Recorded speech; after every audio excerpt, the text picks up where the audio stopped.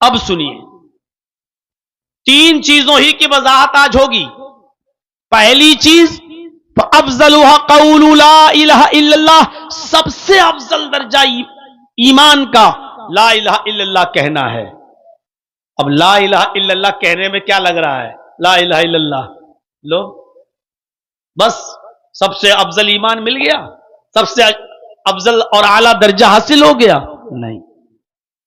لا الہ الا اللہ کہنے کا مطلب یہ ہے کہ لا الہ الا اللہ اپنے اندر جو تقاضے رکھتا ہے، آپ سے جو مطالبات ہیں اس کے، اس کو پورا کرنا، یہ ہے لا الہ الا اللہ کہنے کا مطلب۔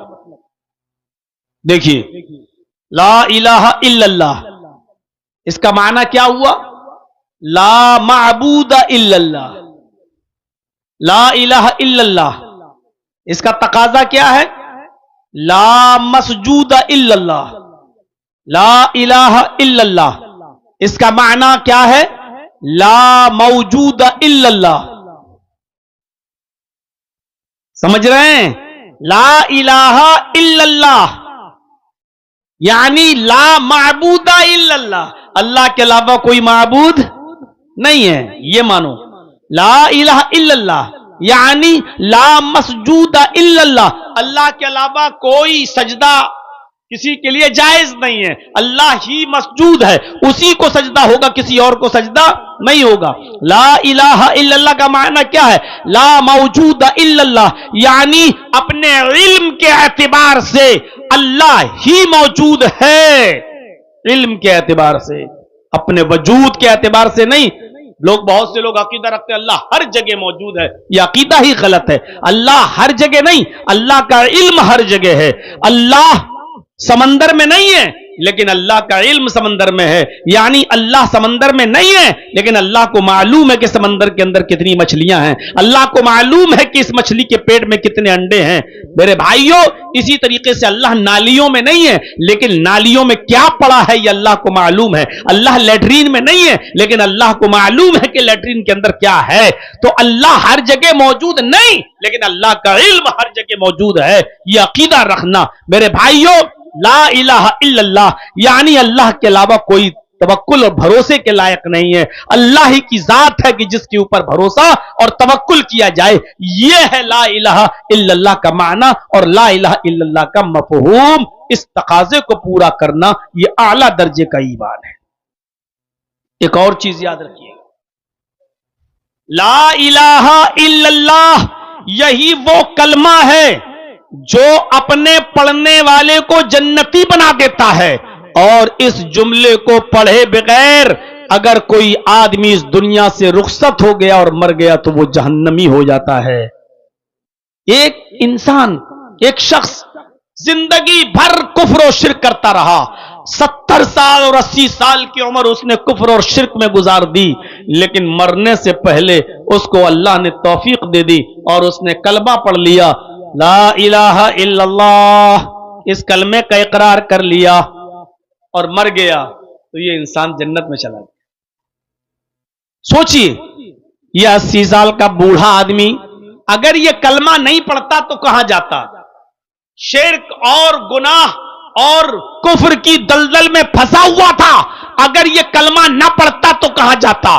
80 سال تک گناہ کرتا رہا، لیکن گناہ شرک کرتا رہا، اور شرک کرنے کے بعد جب توفیق ملی تو مرنے سے ایک دن پہلے یا مرنے والے دن اس نے کہہ دیا، اشہد ان لا الہ الا اللہ، اللہ میں بہت گناہ گار تھا، ہمیں معاف کر دے، تیرے علاوہ کوئی معبود نہیں۔ اس نے اقرار کیا اور اس کے بعد میں وہ مر گیا، جنت کا مستحق ہو گیا۔ کیوں؟ ان الاسلام یہدم ما کان قبلہ، اسلام لانے کے بعد اس نے اب تک جتنے بھی گناہ کیے سارے کے سارے گناہ معاف ہو گئے۔ اسلام لانے کے بعد اس نے جتنے بھی گناہ کیے سارے کے سارے گناہ مٹا دیے گئے۔ تو وہ آدمی جس نے کلمہ پڑھا اس کے سارے گناہ مٹ گئے، اب یہ آدمی جنت کا مستحق ہو گیا۔ اگر کلمہ نہ پڑھتا تو جہنم میں جاتا، کلمہ پڑھ لیا تو کہاں گیا؟ جنت کے اندر چلا گیا۔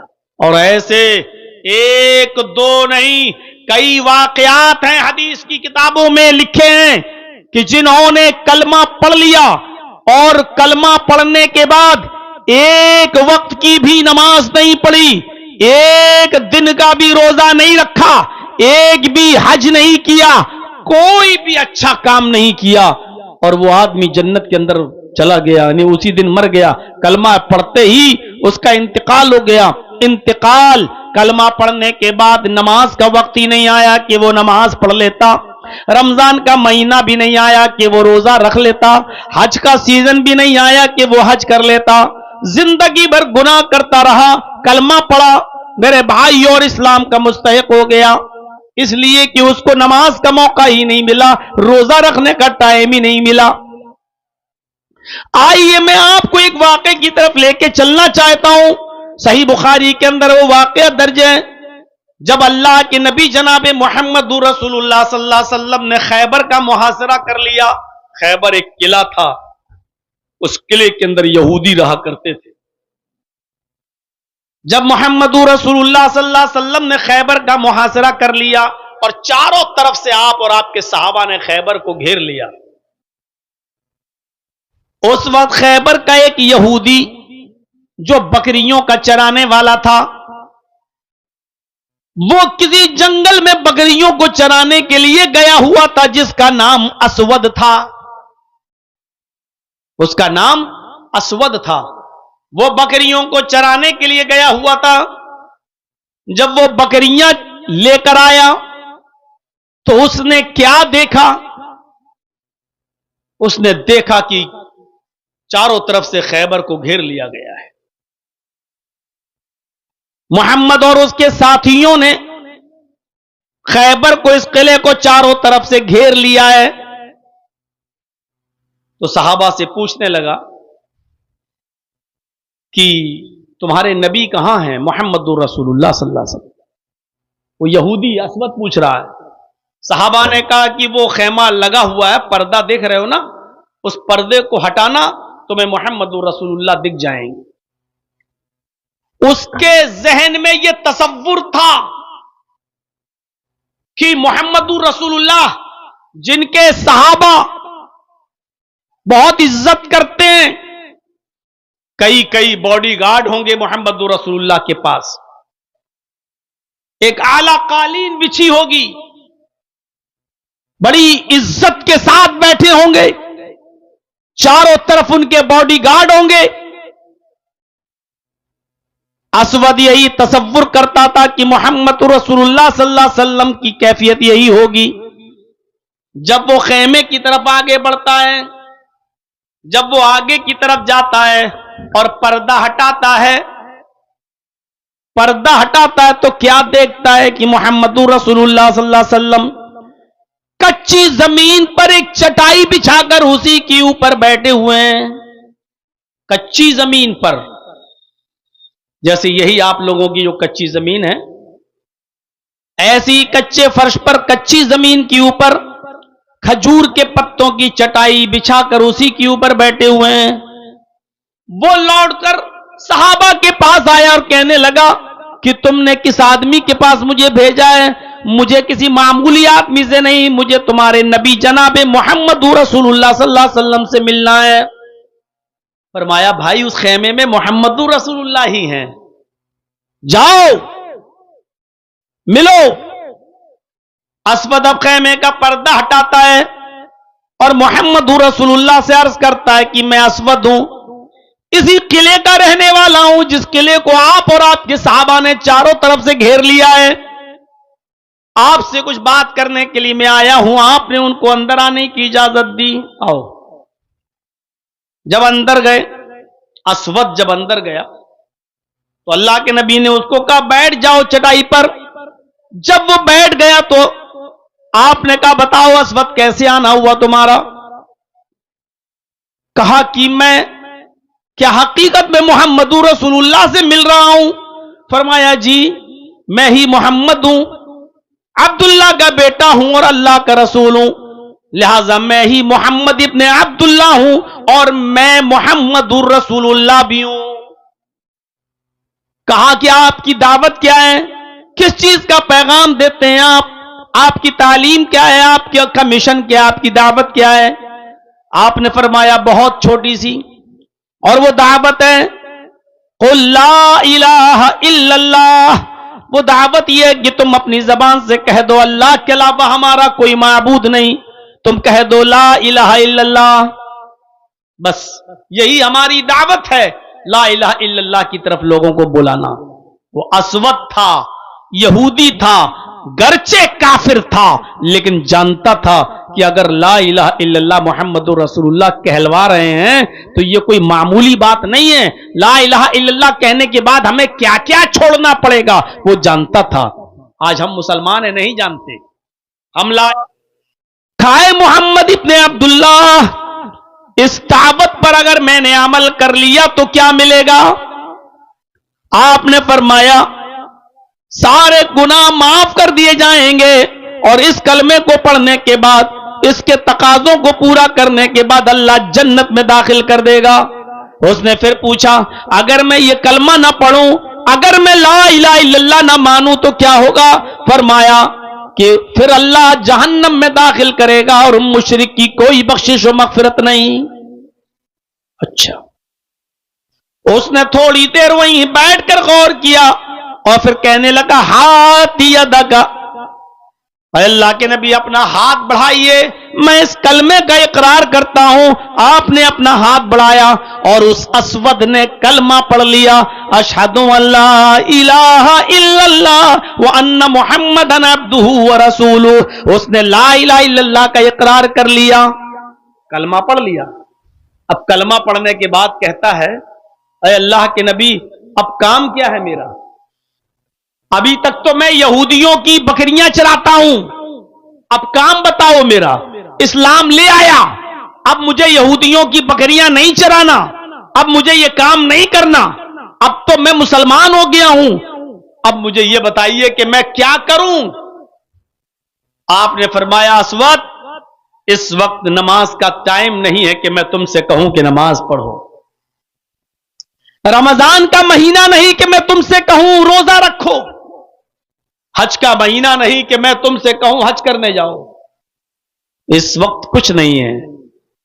ہاں فلاں بستی میں جاؤ، لوگ جہاد کر رہے ہیں، ہمارے صحابہ کافروں سے لڑ رہے ہیں، ہم نے ان کو بھیجا ہے، تم بھی جاؤ اور جہاد میں شامل ہو جاؤ۔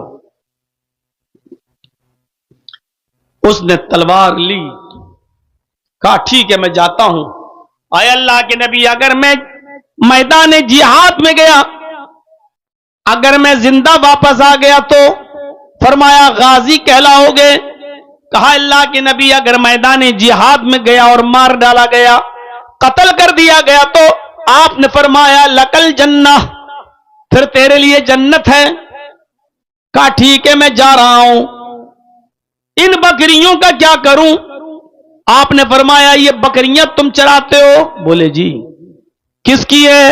یہودیوں کی ہیں۔ فرمایا یہودیوں کی بکریاں ہیں، اور ان اور قلعے کا تو آپ نے محاصرہ کر لیا، گھیر لیا ہے۔ اللہ کے نبی کہتے ہیں اگر ان بکریوں کو ان کے مالکوں کے حوالے تم نے نہیں کیا تو پھر جہاد بھی تمہارا بیکار ہے۔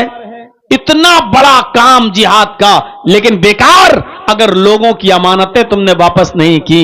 امانت میں خیانت کر کے اگر جہاد لڑو گے تو جہاد کا ثواب نہیں ملے گا، ساری عبادت عمل بیکار ہو جائے گا تمہارا۔ ان بکریوں کو ان کے مالکوں کے حوالے کر دو۔ فرمایا اللہ کے نبی تھوڑی دیر کے لیے خیبر کا دروازہ کھول دیجئے۔ اچھا پھر؟ کہا ان بکریوں کو ہم خیبر کے دروازے کے اندر داخل کر دیتے ہیں اور وہاں سے یہ بکریاں اپنے اپنے گھروں میں چلی جائیں گی۔ ہم جب بھی بکریاں چرا کے آتے ہیں ہم خیبر کے دروازے تک بکریوں کو لاتے ہیں اور بکریاں وہاں سے اپنے اپنے گھر خود ہی چلی جاتی ہیں۔ آپ نے فرمایا اچھا، تو آپ نے ایک صحابی سے کہا جاؤ اور ان کی بکریوں کو خیبر کے دروازے تک چھوڑ دو، اسود کو بھی ساتھ لے جاؤ۔ اسود ساتھ گیا، اسود ساتھ میں گیا اور بکریوں کو دروازے تک چھوڑ دیا۔ بکریاں وہاں سے اپنے اپنے مالکوں کے گھر چلی گئیں اور اسود تلوار اٹھا کر میدان جنگ میں چلا گیا، جہاد کیا، تھوڑی دیر لڑا، ایک دو کافروں کو مارا بھی، قتل بھی کیا اور بالآخر میدان جنگ میں قتل کر دیا گیا۔ اسود کی گردن پر بھی تلوار چل گئی، اسود بھی شہید ہو گئے۔ صحابہ کرام جو وہاں لڑ رہے تھے ان کو معلوم ہی نہیں یہ کون ہے، آیا لڑا قتل ہو گیا، ہماری طرف سے لڑ رہا تھا، کافروں کو مار رہا تھا، لیکن ہم تو جانتے نہیں کہ یہ کون آدمی ہے۔ اللہ کے نبی کو بلایا گیا، اللہ کے رسول صلی اللہ علیہ وسلم نے اسود کی جب شکل دیکھی تو صحابہ سے کہا چونکو نہیں، یہ وہ شخص ہے جو آج ہی ایمان لایا، یہ وہ شخص ہے جس نے آج ہی کلمہ پڑھا، اشہد ان لا الہ الا اللہ۔ آئے میرے ساتھیو، یہ پہلا وہ شخص ہے جس نے ایک بھی وقت کی نماز نہیں پڑھی، یہ پہلا وہ آدمی ہے جس نے ایک بھی روزہ نہیں رکھا، یہ پہلا وہ شخص ہے جس نے ایک بھی حج نہیں کیا، جس نے اسلام قبول کرنے کے بعد ڈائریکٹ میدان جہاد میں کود گیا اور شہید کر دیا گیا، یہ پہلا وہ شخص ہے جو آج اسلام لایا اور کلمہ پڑھنے کے بعد شہید ہو گیا، یہ پہلا وہ شخص ہے جس کو اللہ نے بغیر نماز پڑھے اور بغیر روزہ رکھے اس کو جنت میں داخل کر دیا۔ بتانے کا مقصد پورے واقعے کو سامنے رکھنے کے بعد کیا ہے جانتے ہیں؟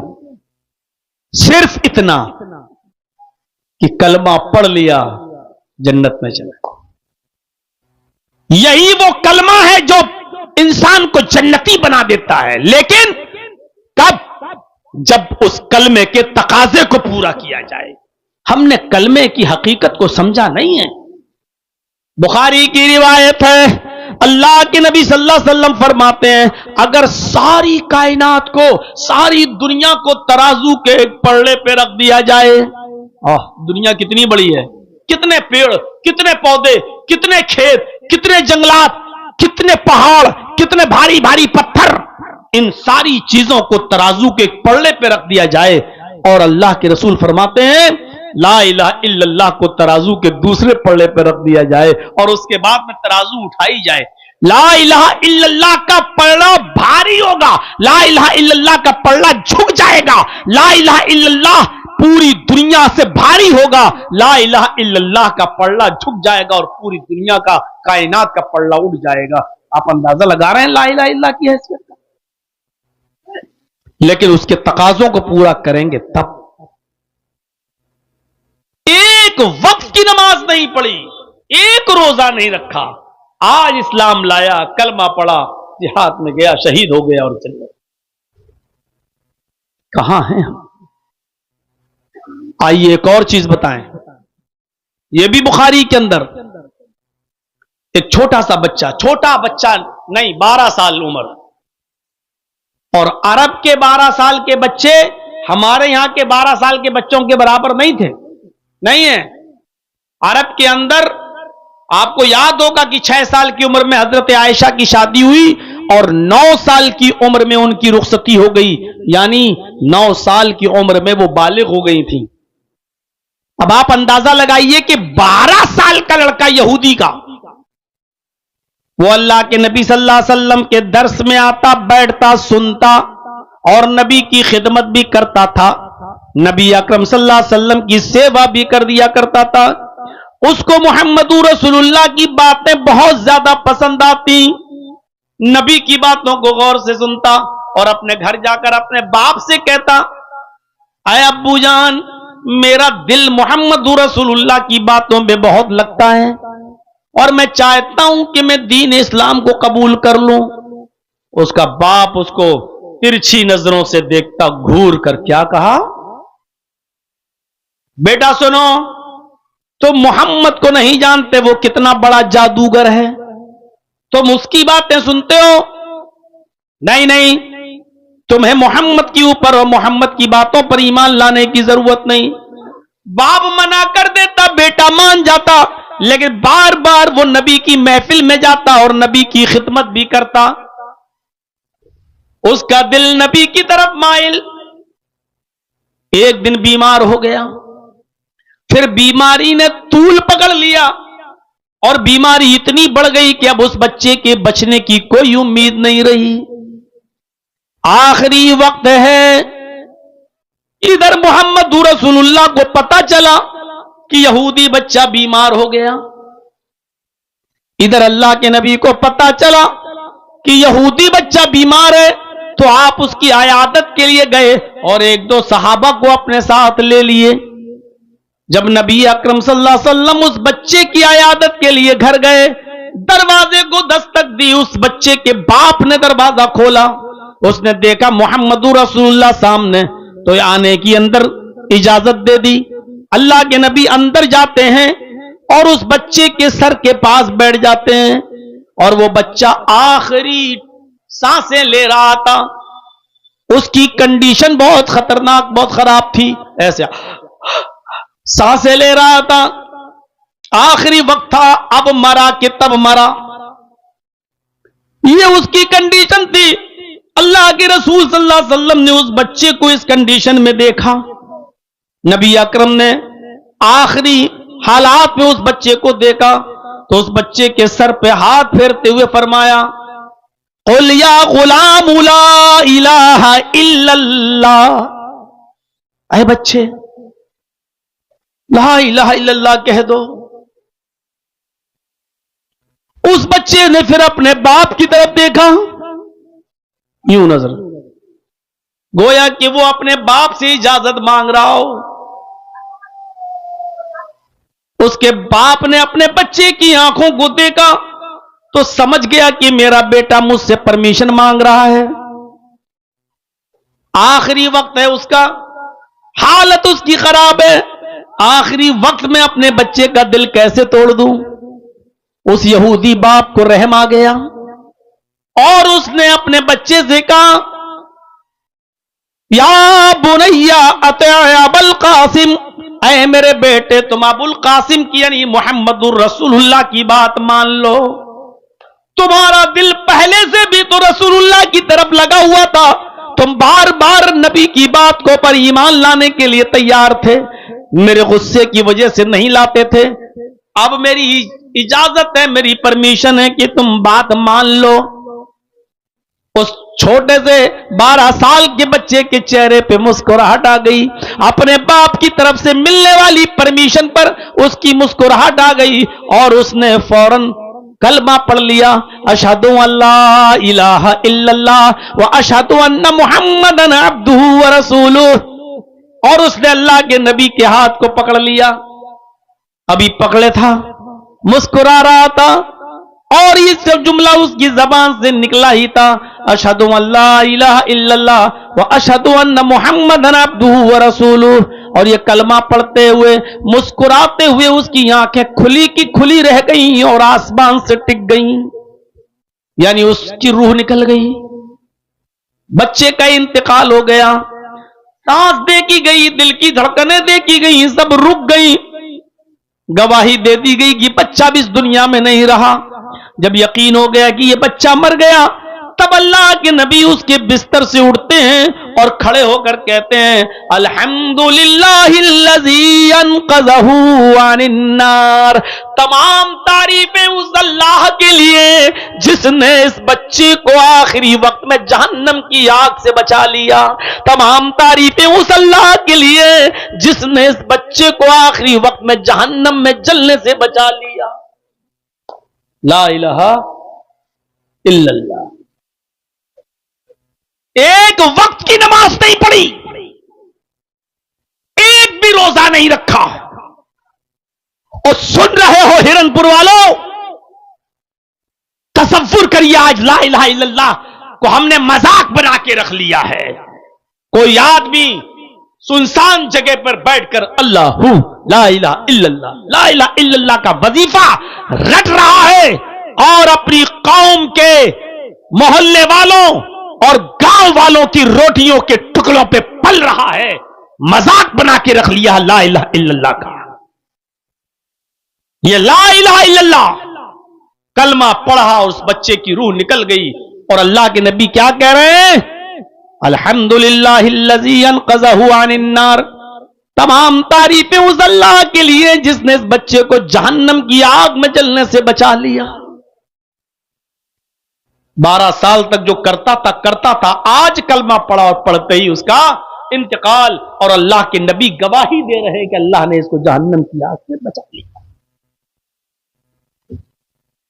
ہم نے لا الہ الا اللہ کی حیثیت کو سمجھا.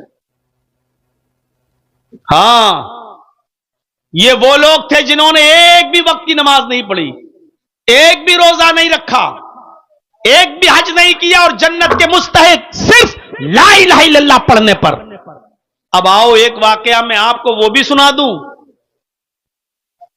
پوری زندگی نبی کی خدمت کی، پوری زندگی نبی کا ساتھ دیا، پوری زندگی نبی کو بچا کر رکھا دشمنوں سے، لیکن آخری وقت بھی اس کی زبان سے کلمہ جب نہیں نکلا اور بغیر کلمہ پڑے ہوئے وہ شخص جب مر گیا تو جہنم میں چلا گیا. اور اس نے خدمت کس کی؟ نبی کی. آپ کو یاد ہے نا؟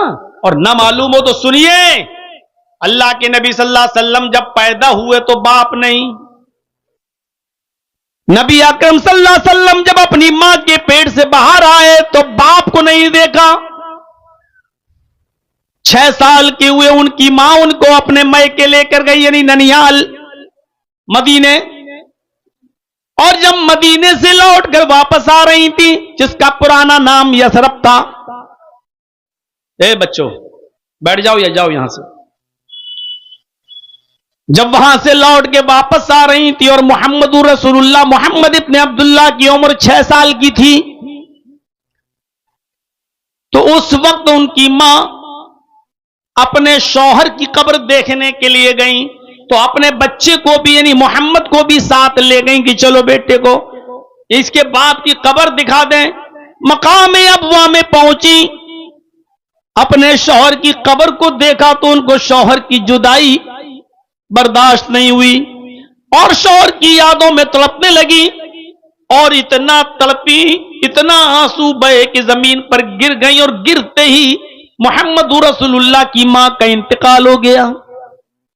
پیدا ہوئے محمد رسول اللہ تو باپ کو نہیں دیکھا، اور 6 سال کی عمر میں باپ کی قبر کے سامنے ماں کو بھی الوداع کہہ دیا. 6 سال کی عمر میں نبی اکرم کی ماں آمینہ بھی چھوڑ کے چلی گئی. دادا عبد المطلب نے پالا، لیکن جب اللہ کے نبی کی عمر 8 سال کی ہوئی تو عبد المطلب کا بھی انتقال ہو گیا. 8 سال سے لے کر برابر اور مستقل حضرت خدیجہ کی شادی ہونے تک 25 سال کی عمر تک ابو طالب محمد رسول اللہ کی پرورش کرتے رہے، ان کو کھلاتے رہے، ان کو پلاتے رہے اور بڑا کرتے رہے. 40 سال کے بعد جب آپ کو نبوت ملی اور جب توحید کی دعوت دی تو پریشانیاں آنے لگی. ابو طالب آپ کو بچاتے رہے، دعوت دیتے دیتے جب کافی عرصہ گزر گیا، مخالفتیں بھی بہت زیادہ بڑھ گئی. تو ایک دن یہ کافر جب آئے تو کہنے لگے ابو طالب اب پانی بہت آگے چڑھ گیا ہے، تمہارا بھتیجا رکنے کا نام بھی نہیں لیتا، ہمارے معبودوں کو برا بھلا کہتا ہے، ہمارے معبودوں کو گالیاں دیتا ہے، اور ہمارے معبودوں کو کہتا ہے کہ یہ لنگڑے لولے اندھے بہرے یہ کیا سنیں گے تمہاری. اے ابو طالب اب پانی حد سے آگے چڑھ چکا ہے، اب تم اپنے بھتیجے کو سمجھا نہیں پائے ہو، میں تمہارے پاس ایک مشورہ لے کر آیا ہوں. کہا کیا ہے مشورہ؟ کہا تمہیں بچہ ہی پالنا ہے تو میرا بیٹا لے لو، پالو لو، کھلاؤ پلاؤ، لیکن تم اپنے بھتیجے کو میرے حوالے کرو. اب ہمارا سماج، ہماری سوسائٹی اس کو جو سزا دینا چاہے گی دے گی، کیونکہ محمد نے اب معاملہ بہت اوپر کر دیا ہے، پانی اب اوپر چڑھ گیا ہے، اب یہ سمجھانے بجھانے کی ضرورت نہیں ہے، اب لاؤ اور محمد کو ہمارے حوالے کرو. ابو طالب نے کہا واہ اتنا اچھا فیصلہ، تمہارے بچے کو، تمہارے بیٹے کو میں کھلاؤں پلاؤں اور کھلا پلا کر ساڑ کروں، اور میرے بھتیجے کو لے جاؤ تم تاکہ اس کی تکا بوٹی کرو، اس کو مارو اور قتل کرو. یہ تمہارا انصاف؟ یعنی تمہارے بیٹے کو میں اپنے گھر میں رکھ کر پال پوس کر بڑا کروں اور میرے بھتیجے کو تم ٹکڑے ٹکڑے کرو، یہ ججمنٹ لے کر، یہ فیصلہ لے کر، یہ انصاف کی بات کرنے کے لیے تم آئے ہو ہمارے پاس؟ کہا تو آپ کا بھتیجا نہیں مانتا سمجھا لو، ورنہ اب جہاں ملے گا اس کو قتل کر دیا جائے گا. یہ دھمکی دے کر چلے گئے. यहां गए, यहां अबू तालिब को बुरा लगा कि अगर मोहम्मद को मेरी जिंदगी में कुछ हो गया तो मैं कैसे बर्दाश्त करूंगा। आपने बुलाया, भतीजे इधर आओ। जब मोहम्मद रसूलुल्लाह आए, आपने कहा भतीजे, अपने चचा के कमजोर कांधों पर इतना बोझ न डालो। आए मोहम्मद, अपने चचा के नातबा कांधों पर, कमजोर कांधों पर इतना बोझ न डालो कि मैं बर्दाश्त न कर सकूं। आज काफिर हद से आगे चढ़ गए और तुम्हें मारने की धमकी दे गए। मेरे भतीजे, मेरा मशवरा मानो, इन काफिरों को उनके हाल पर छोड़ दो, करने दो जो कर रहे हैं, तुम अपना काम करो, छोड़ दो उनको उनके हाल पर, मत बुरा भला कहो। अल्लाह के नबी समझ गए कि मेरे चचा मेरी मदद नहीं करना चाहते हैं, धमकी मिली हुई है, तो कहा कि अरे चचा जान, आप अगर मेरी मदद नहीं करना चाहते तो मत करिए, आज से आप अपना हाथ मेरे सर से हटा लीजिए, कोई बात नहीं, लेकिन मैं उस दावत से नहीं रुक सकता जो अल्लाह ने मुझे देकर भेजा है। ला इलाहा इल्लल्लाह की दावत मैं दूंगा। आए चचा, अगर ये काफिरी ने मक्का सूरज लाए और दाहिने हाथ पे लाकर रख दें और चांद ले आए और बाएं हाथ पे लाकर रख दें, ये इनके लिए आसान हो सकता है। अरे सूरज को उखाड़ना आसान काम है क्या? 9.5 करोड़ 30 लाख मील की बुलंदी पर है ये सूरज, इसको कोई उखाड़ के ला सकता है? लेकिन अल्लाह के नबी ने कहा अगर ये सूरज उखाड़ के भी ले आए और दाहिने हाथ पे रख दें और चांद उखाड़ के लाएं और बाएं हाथ पे रख दें, यानी जो काम नामुमकिन है लेकिन इन काफिरों के लिए काम आसान हो सकता है, कर रहे हैं, लेकिन यह आसान नहीं कि मैं दीन की दावत छोड़ दूं और मैं ला इलाहा इल्लल्लाह की तबलीग छोड़ दूं, मुझसे यह नहीं हो सकता। आप हाथ हटाना चाहते हैं तो हटा लो। यह कहकर आप चल दिए। अबू तालिब ने आवाज दी, या अपना अखी, आए मेरे भाई के बेटे, यानी आए भतीजे, इधर आओ। जी बोलो, कहिए।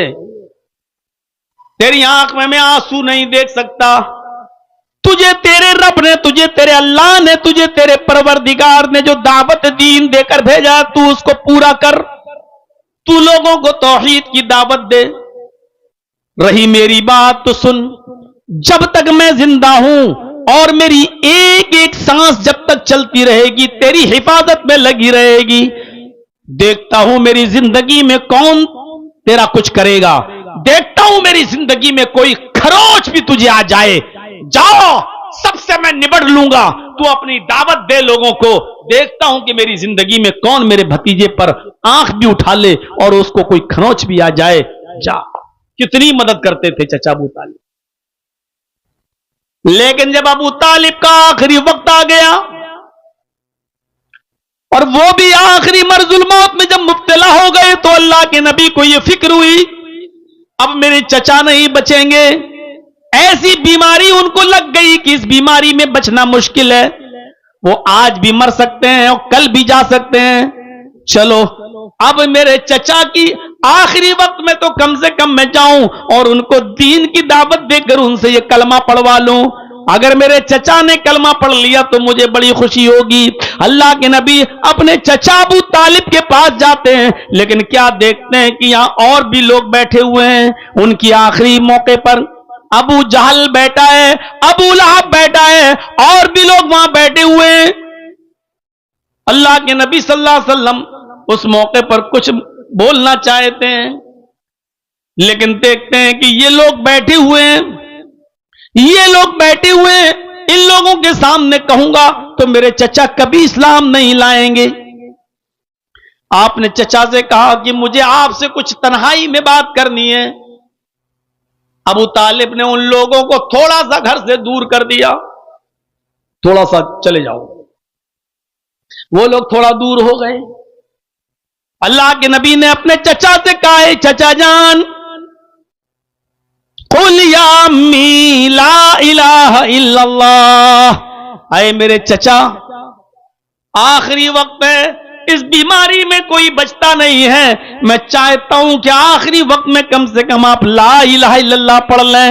آئے چچا جان، میری دعوت کو آپ قبول کر لیجئے.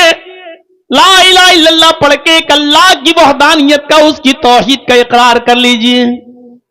نہیں بھتیجے، کیا کہیں گے لوگ اگر میں لا الہ الا اللہ پڑھ لوں تو زمانہ کیا کہے گا؟ ابو طالب آخری وقت بھتیجے سے ڈر گئے اور ڈر کے کلمہ پڑھ لیا. بھتیجے نے ڈرایا جہنم سے اور وہ ڈر گئے. نہیں نہیں نہیں نہیں، اللہ کے نبی نے اب جو جملہ کہا اس کو سنو.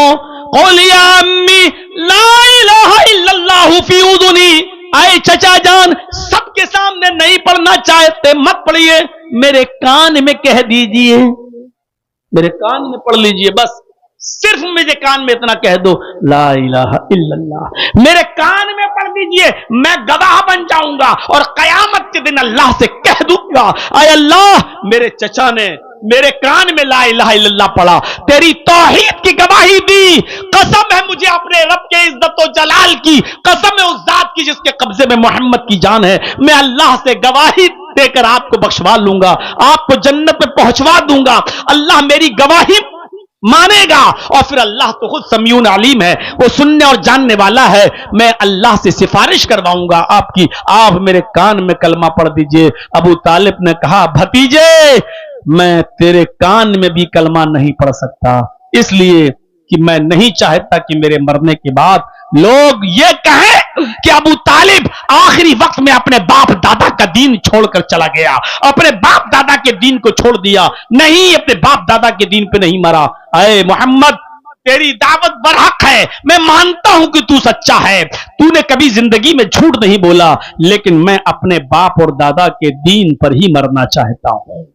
اور آخر کار ابو طالب بغیر کلمہ پڑھے ہوئے اس دنیا سے رخصت ہو گئے. نہیں پڑھا کلمہ. اپنے چچا کے انتقال کے بعد محمد رسول اللہ کے آنکھوں میں آنسو آ گئے، اس بات پر نہیں کہ میرے چچا جو ہے مر گئے، آنسو اس بات پر آئے کہ میرے چچا بغیر کلمہ پڑھے ہوئے اس دنیا سے چلے گئے، لا الہ الا اللہ کا اقرار نہیں کیا، جہنم کے مستحق ہو گئے. پھر بھی ایک امید لگا کر اٹھے اور دعا کی اے اللہ میرے چچا نے زندگی بھر میری حفاظت کی، دشمنوں سے بچایا، میری خدمت کی، مجھے پال پوس کر بڑا کیا. اے اللہ اس احسان کے بدلے میں تو میرے چچا کو بخش دے، اے اللہ میرے چچا کی مغفرت فرما دے. زبان سے یہ جملہ نکلا، آسمان سے جبرائیل آ گئے یہ آیت لے کر. کسی مومن کے لیے یہ جائز نہیں ہے کہ وہ کسی کافر کے لیے دعائے مغفرت کرے، کسی کافر کے لیے جنت میں جانے کی، بخشش کی اور مغفرت کی دعا کرے. آئے محمد 70 مرتبہ بھی اگر تو اپنے چچا کے لیے دعا کرے گا تو میں قبول نہیں کروں گا، کیونکہ تیرا چچا حالت کفر میں مرا ہے، وہ بغیر کلمہ پڑھے مرا ہے. تیرا چچا جہنمی ہے، وہ جہنم میں جائے گا. یہاں ہم تیری بھی دعا قبول نہیں کریں گے اور تیرے چچا کو نہیں بخشیں گے. تیرا چچا ابو طالب جہنمی ہے، جہنم میں رہے گا. نبی اکرم کے آنکھوں میں آنسو. ہاں پھر اللہ نے اتنا ضرور یقین دلایا، اے محمد ابن عبداللہ، اے میرے محبوب، اے میرے حبیب، تیرا چچا جائے گا تو جہنم میں، لیکن تیری دعا کے نتیجے میں، تیرے دعا کے ثمرات میں ہم اتنا ضرور کریں گے تیرے چچا کے ساتھ کہ ہم ان کو جہنم میں سب سے ہلکا عذاب دیں گے، کیونکہ اس نے زندگی بھر تیری سیوا کی، زندگی بھر تمہاری خدمت کی، زندگی بھر تمہارا ساتھ دیا. اس کا انعام اتنا ضرور کر دے دیں گے کہ ہم جہنم میں سب سے ہلکا عذاب دیں گے. اب جہنم کا سب سے ہلکا عذاب بھی تو بڑا خطرناک ہے. ان احون اہل النار عذابا یوم القیامہ لرجل یوضع فی اخمص قدمیہ جمرتان. جہنم کا سب سے ہلکا عذاب یہ ہے کہ انسان کے دونوں پیروں کے تلووں کے نیچے آگ کی 2 چنگاری رکھ دی جائے گی. چولہے سے کبھی لکڑی ڈالتے چنگاری اٹھتی ہے نا، چنگاری ہلکی سی اٹھی اور پھوٹ گئی. جہنم کے 2 چنگاریاں ہم دونوں تلووں کے نیچے رکھ دیں گے. یہ سب سے ہلکا عذاب ہوگا. اور ان دونوں چنگاریوں کا حال یہ ہوگا یغلی منہما دماغہ، ان دونوں چنگاریوں کی وجہ سے اس کا دماغ ہانڈی کی طرح کھول رہا ہوگا. جیسے کوئی چیز پکائیے، آپ پانی کو ابالیے اور گیس سلنڈر پر رکھ دیجئے اور 15 منٹ کے بعد دیکھیے پانی کیسے ابلتا ہے. یہ دو چنگاریاں پیروں کے تلوے کے نیچے رکھی جائیں گی اور ان چنگاریوں سے دماغ ہانڈی کی طرح کھول رہا ہوگا، ابل رہا ہوگا جیسے ہانڈی میں پانی ابلتا ہے. یغلی منہما دماغہ، اس کا دماغ کھول رہا ہوگا، ابل رہا ہوگا. میرے بھائیوں یہ سب سے ہلکا عذاب ہوگا. فرمایا کہ آئے محمد ہم تیرے چچا کو سب سے ہلکا عذاب دیں گے، لیکن دیں گے اور جہنم میں ڈالیں گے، اور کبھی زندگی کے اندر وہ جہنم سے نکلے گا نہیں، کیونکہ وہ جہنم کافروں کے لیے ہمیشہ کے لیے بنائی گئی ہے، کبھی نہیں نکلے گا. وَمَأْوَاهُ النَّارُ، ہمیشہ جہنم میں رہے گا، کبھی نہیں نکلے گا. عذاب ہلکا کر دیں گے لیکن جہنم سے نہیں. پورے واقعے کو بیان کرنے کا مقصد کیا ہے؟ کلمہ پڑھا تو ایک وقت کی نماز بھی نہیں پڑھی، وہ جنت میں چلا گیا. اور جس نے پوری زندگی نبی کی خدمت کی، پوری زندگی نبی کی سیوا کی، پوری زندگی نبی کو چاہا، پوری زندگی نبی کو دشمنوں سے بچایا، لیکن بغیر کلمے کے وہ اس دنیا سے چلا گیا، تو کہاں گیا؟ جہنم میں گیا. میرے پیارے ساتھیوں، افضلها قول لا الہ الا اللہ، افضل کلمہ، افضل چیز کیا ہے؟ لا الہ الا اللہ. یہ ایمان کا اعلیٰ